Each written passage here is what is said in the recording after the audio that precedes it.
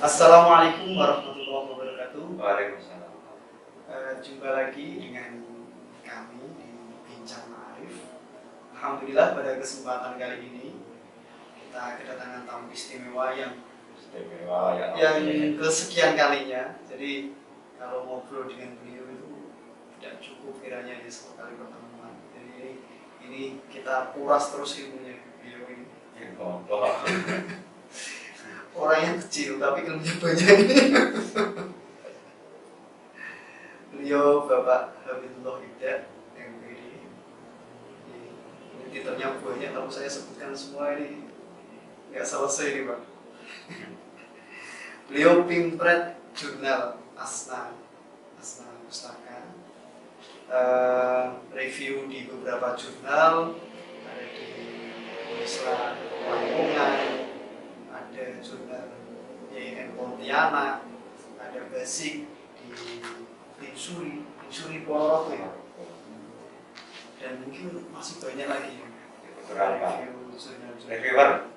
Reviewer katanya.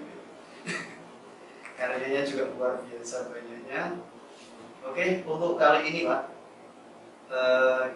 kita akan sedikit berbicara, kalau banyak juga gak apa-apa, tentang fenomena plagiasi. Ini kan luar biasa sekali, baik akademisi ya, terutama di akademisi, guru ataupun dosen, bahkan di perguruan tinggi, dosen, rektor pun juga ada, yang plagiasi. Ini biar semuanya tahu dulu Pak, itu plagiasi itu apa? Yang jawab masker ya. Oh iya, apa saja? Ya, terima kasih Mas Fikri. Kalau ditanya tentang plagiasi itu kan sebenarnya kalau merujuk kepada definisi bahasa Indonesia KBBI 5 versi daring misalnya, itu kan menyadur atau mengutip, mengambil sebagian ataupun sepenuhnya karya orang lain tanpa mencantumkan sumber. Jadi definisi sederhananya seperti itu. Tapi bagi saya pribadi, sebenarnya plagiasi itu ya kita melakukan kejahatan intelektual. Dan nanti variannya banyak seperti itu. Mulai dari, kalau di dalam hukum akademik itu dimulai dari plagiat itu sendiri, kemudian ada fabrikasi atau fabrication ya, kemudian ada falsifikasi atau falsification dari bahasa Inggris itu, yang terakhir ada duplication atau duplikasi. Dan nanti juga ada self plagiarism, ada juga similarity, itu berbeda-beda, memang istilahnya agak asing ya. Nah kemudian kenapa kok pemetaan ataupun jenis ragam plagiat itu berbeda ya? Setahu kami yang pertama plagiat itu memang, dan memang ini terjadi ketika kita menulis. Jadi kalau kita ingin terkena plagiat ya tidak usah menulis gitu. Tapi batasannya kalau kita sekarang sudah berkembang era teknologi saat ini sangat detail, terukur gitu. Ada aplikasi yang ada, nanti saya jelaskan di dalam itu. Nah kembali ke plagiat itu sendiri, secara umum ada 4 di hukum akademik kita. Yang pertama adalah plagiat itu sendiri, atau bahasa anak-anak muda ya copy paste ya, atau menjiplak, mirasi, atau yang lain ya saling tempel, copy and paste gitu. Nah plagiat itu atau plagiat yang pertama adalah mengutip, menyadur kutipan ataupun tulisan orang lain, data orang lain, bahkan gambar orang lain, tidak mencantumkan sumber, baik jumlah katanya hanya 1000 atau 1 paragraf dan sebagainya. Kemudian ini ada yang menambah ide itu juga bisa diplagiat ternyata. Nah itu yang pertama. Yang kedua adalah tadi duplication atau duplikasi ya. Duplikat itu lebih kepada menjiplak sama, tetapi segelondong. Menduplikat apa ada, sama kalau kita menduplikat kunci. Dia seolah-olah itu asli tapi palsu kan gitu kira-kira. Jadi duplication itu seperti itu. Yang ketiga adalah falsifikasi atau falsification. Falsifikasi itu aktivitas memalsukan data, memalsukan teori, memalsukan temuan. seolah-olah itu memang ada. Jadi menurut riset padahal tidak ada. Itu menipu, itu kegiatan memalsukan data. Yang terakhir adalah fabrikasi atau fabrication. Kalau fabrikasi itu memabrik, dari kata fabrication ya, itu memabrik teori, memabrik data, dan seolah-olah dipoles-poles seperti temuan kita atau argumen kita atau tulisan kita. Jadi cakupannya ada 4 itu, dan itu memang menjadi penyakit kronik, penyakit yang meresahkan dari ini. Bahkan tadi sudah disinggung, beberapa rektor, tidak perlu kita sebut, di Indonesia masih terjerat kasus plagiasi, dan ini memang apa ya, banyak penyebabnya kira-kira. Jadi itu kira-kira definisi plagiat secara umum dan juga varian ataupun jenis-jenisnya yang tentu saya berikan secara pribadi itu kalau bisa kita jauh ya. Bahkan kalau perlu kita kelasnya tidak perlu mengutip, tapi kalau dikutip kan gitu kira-kira ya, karena memang aktivitas akademik kita kadang juga lucu. Saya juga mengkritisi ya. Lucunya begini, kalau kita mengutip satu naskah full, itu namanya duplikat plagiasi. Katakanlah skripsinya orang, tesisnya orang, disertasinya orang, itu kita kutip sebelum itu namanya plagiasi. Full, tapi ya full lah gitu kan. Tinggal ganti nama kan gitu, ganti subjek ataupun variabel. Tapi kalau kita mengutip sana sini namanya riset. Ya kan? Bisa riset library atau kajian pustaka. Jadi kadang aktivitas kegiatan ini juga paradoks menurut saya. Tapi itulah apa gaya selingkuh atau auto guideline yang memang sudah diatur ya di dalam dunia akademik atau pendidikan kita. Dan ini terjadi tidak hanya pada mahasiswa ya, tapi juga ya tadi akademisi dan lain sebagainya. Jadi itu kira-kira untuk plagiasi dan jenis-jenis. Ada batasan-batasannya nggak Pak? Maksudnya batasan boleh kita mengambil pendapat itu harus katakanlah berapa paragraf atau berapa kata, atau yang dinamakan duplikat itu yang seperti apa, maksudnya batasan-batasannya itu loh. Apakah full? Biasanya kan kita ada istilah HTM Kalau tiru modifikasi tiru modifikasi ya, itu kan juga kita mengutip-utip dari itu. Nah, kalau batasan sebenarnya ini berlaku di aplikasi yang namanya cek plagiat atau similarity. Nah, saya jelaskan dulu. Similarity itu secara bahasa Inggris ya, similarity itu kesamaan, kemiripan antara tulisan yang kita kutip dengan yang asli ataupun yang kita sadur itulah. Nah, maka tingkat kemiripan ini di dalam beberapa aplikasi, sebut saja Turnitin, Grammarly, Plagiarism Checker, Duplikat Checker, Dusbol, banyak aplikasi yang untuk mengecek tingkat similarity itu kebanyakan ditentukan bergantung institusi ataupun redaksi dari jurnal ilmiah ya. Misalnya kalau jurnal-jurnal ya Scopus utamanya yang I3, I1 ya, I2 itu maksimal 10% dari total yang tulisan kita. Katakanlah artikel 10%. 10%-nya macam gini. Misalnya kita submit di jurnal internasional ya, sebut saja yang sudah Scopus di Indonesia, GIJIS ya, atau Al-Jamiah UIN Jogja itu. Kita men-submit artikel kita itu 10 halaman katakanlah. Nah, nanti dicek Turnitin kok ada 10%.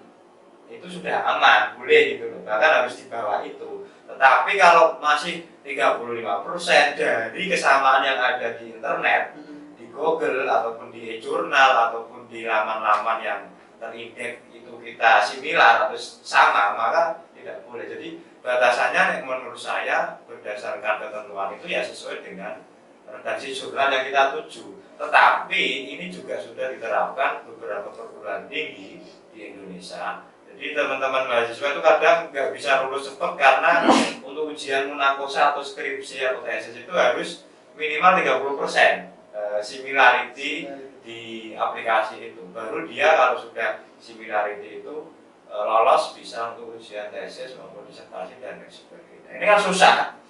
Kebanyakan orang kalau nggak biasa menulis mengarang ya, double bahasanya ya, atau merangkai kata-kata kan kadang ya copy paste glodok gitu, tidak menggunakan, nah tekniknya namanya parafrasa ya.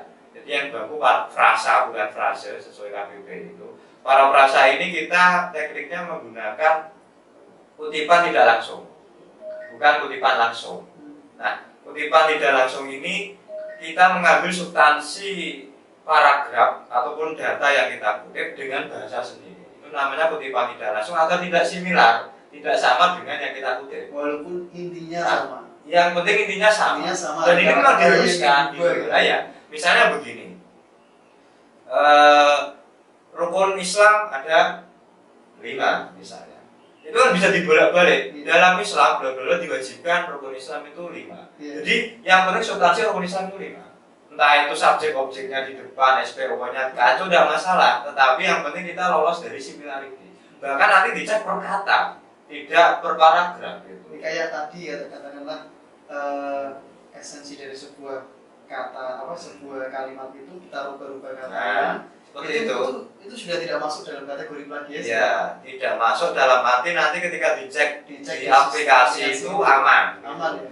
Tetapi kadang kebanyakan yang akademisi, dosen, mahasiswa yang kumpul di perguruan tinggi keagamaan Islam itu kan kebanyakan mengutip Al-Quran dan terjemah. Nah ini yang sangat tidak bisa diparafrasa. Masa kita mau memparafrasa terjemah ini kan bahaya gitu loh. Atau nanti Pancasila misalnya. Jadi ada teks-teks ataupun sumber-sumber yang memang tidak bisa diparafrasa. Dan itu memang saya hindari. Kenapa saya jarang mengutip di artikel saya itu mengutip terjemahan Al-Quran? Karena memang tujuannya bukan tidak Islami ya, tetapi menghindari tingkat similarity yang ada seperti itu. Dan ini akan terjadi ketika teman-teman belum berpengalaman dalam melakukan pengiriman ataupun menjadi autor di beberapa jurnal yang kita tuju. Jadi memang seketat itu, artinya memang jelimet gitu memang. Bagi saya juga harus banyak perbandingan antara tulisan yang kita kutip dengan yang kita tulis. Satu lagi, untuk memudahkan kita agar tidak terkena similarity itu sebenarnya kita bisa mengutip artikel in English ya, atau in Arabic ya, atau di dalam artikel jurnal internasional yang berbahasa Inggris atau berbahasa Arab atau berbahasa lain, nanti kita terjemahkan ke bahasa Indonesia, kita ubah dengan bahasa sendiri, itu sangat aman. Tetapi sebaliknya, ketika kita mengutip bahasa Indonesia, kita translate manual di Google terjemah sangat kacau, atau nanti kita memakai jasa atau kita bahasanya saya itu coklati sendiri, grammarnya ini tensesnya dan sebagainya. Tetapi nanti ketika itu sudah ada di beberapa jurnal dan kutipan Indonesia itu hasil terjemahan Inggris, kita terjemahkan ke Inggris lagi, akan sama, similarnya sama. Jadi makanya perlu teknik kalau artikel kita berbahasa Indonesia, ya usahakan artikel yang kita kutip berbahasa asing, biar similarity-nya sangat.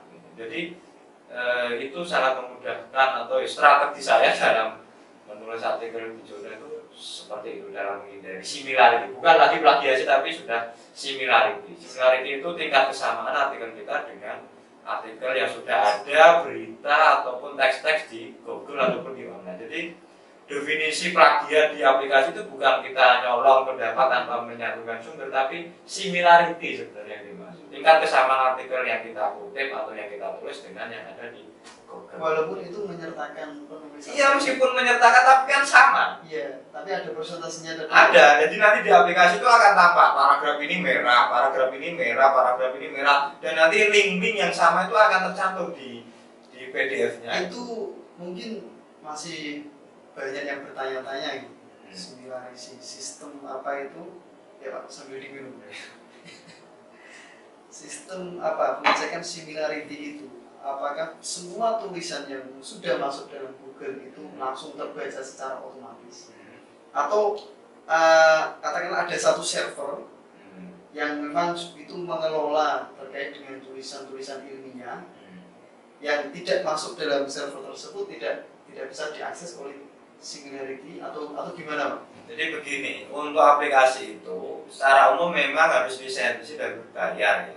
Dan langganan kita punya web kampus apa gitu, nanti lisensi ke Grammarly ataupun plagiarisme checker ataupun Turnitin yang banyak ya platform di Indonesia. Nanti kita bisa upload satu segelondong file kita di aplikasi itu, nanti akan kita juet, itu akan keluar hasilnya. Oh ini similar dengan jurnal ini similar dengan berita ini similar dengan artikel di web ini, akan semuanya tampak itu.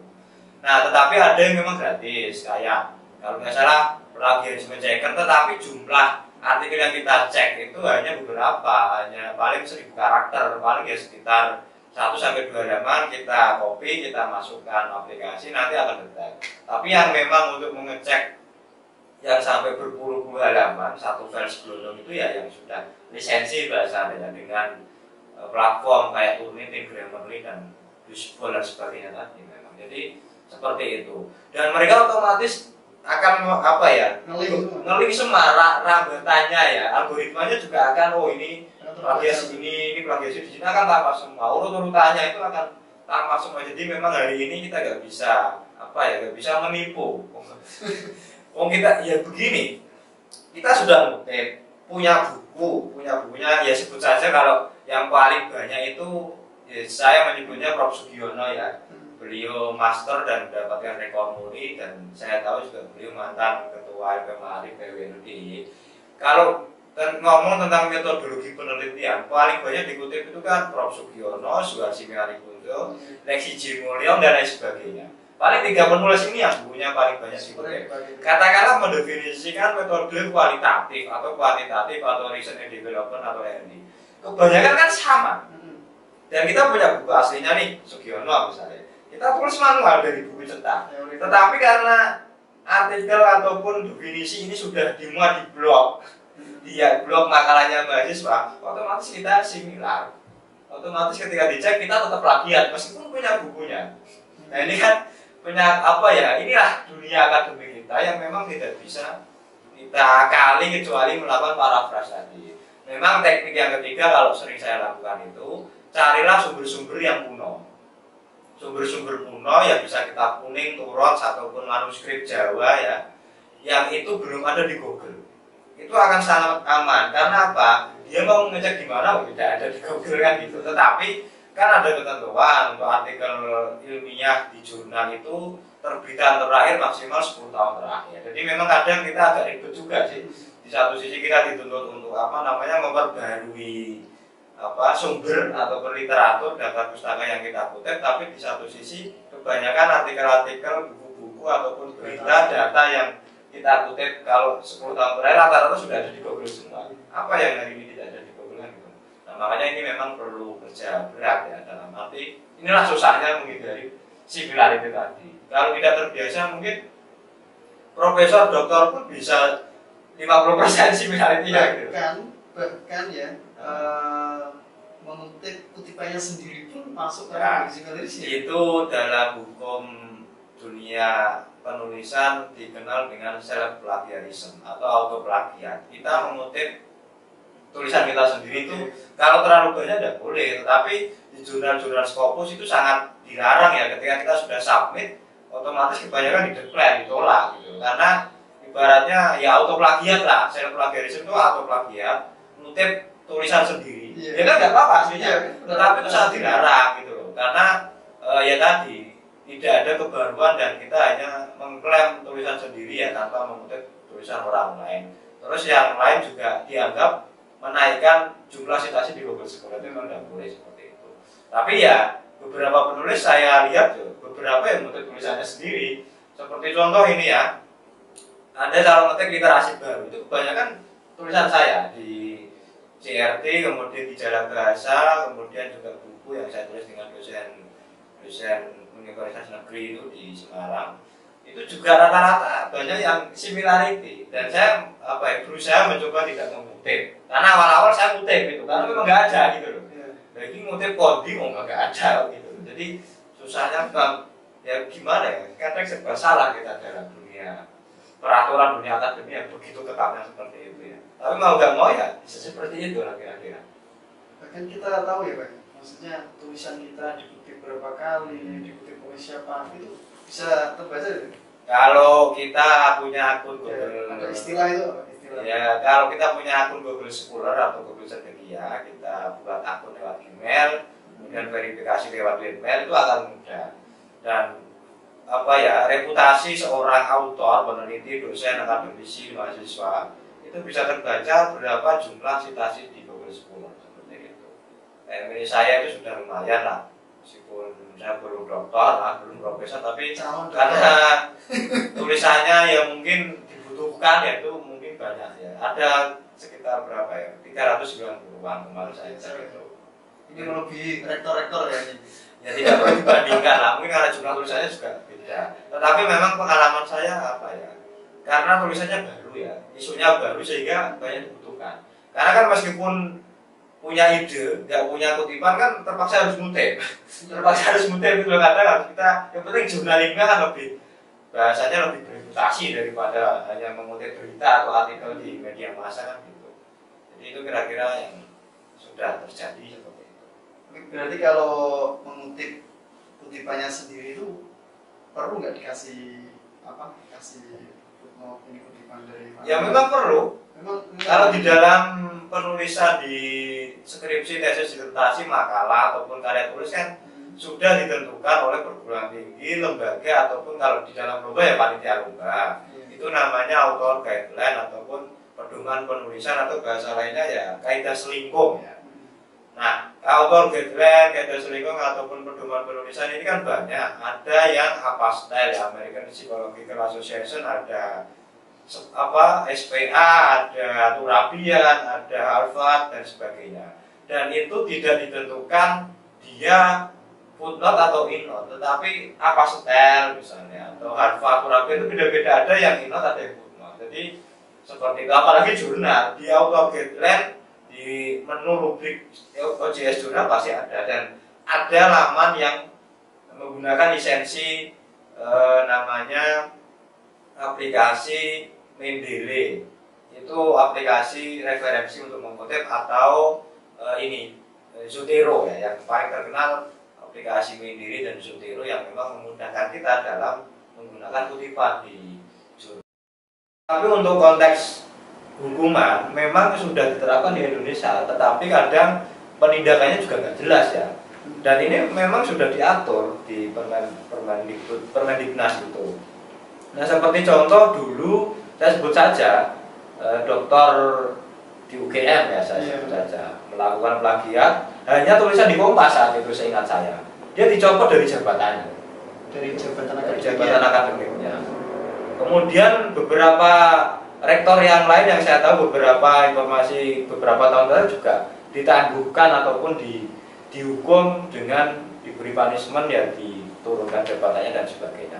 Memang seperti itu. Cuman kadang untuk tindak plagiasi di kalangan bawah, mahasiswa, dosen yang tidak terkenal saya gini misalnya, itu kadang tindak hukumannya nggak jelas, karena kadang juga nunggu laporan atau tuntutan.